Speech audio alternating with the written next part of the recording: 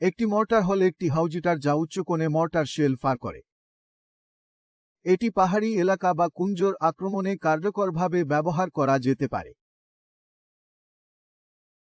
প্রথমেই আসুন মর্টারের গঠন সম্পর্কে কথা বলা যাক।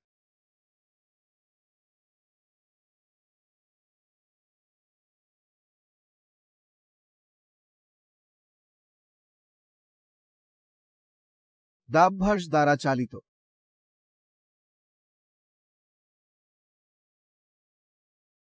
তাহলে মর্টার কিভাবে আগুন করা হয়? ব্যারেলের নিচে একটি ফারিং পিন আছে। মর্টার শেলটি যখন ফারিং পিনে আঘাত করে তখন ডেটোনেটর সক্রিয় হয় এবং চার্জটি জ্বালানো হয়। এক্সপ্লোশন শক্তি দিয়ে মর্টার শেলকে বাইরে ঠেলে দেওয়া হয় যখন বর্ধিত চার্জগুলি গ্যাস দিয়ে বিস্ফোরিত হয়। বর্তমানে বেস প্লেটটি বিস্ফোরণের চাপ বাঁধানোর জন্য সাহায্য করে।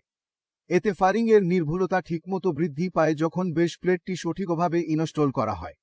বর্ধিত চার্জগুলি সহজে সংযুক্ত এবং বিচ্ছিন্ন করা যেতে পারে।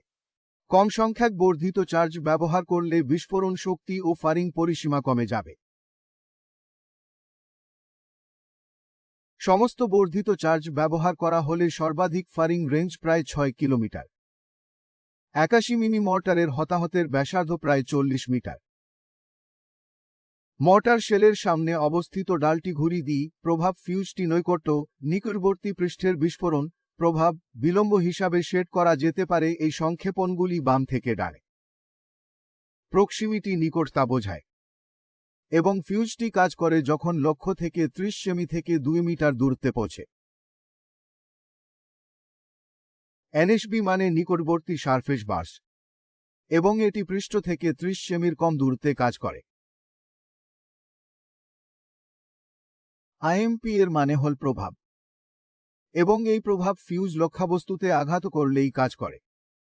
শেষমেয়াদী হিসাবে ডিএলওই বিলম্ব নামে একটি ফিউজ আছে এবং এটি প্রভাব পড়ে 0.5 সেকেন্ডের মধ্যে কাজ করে।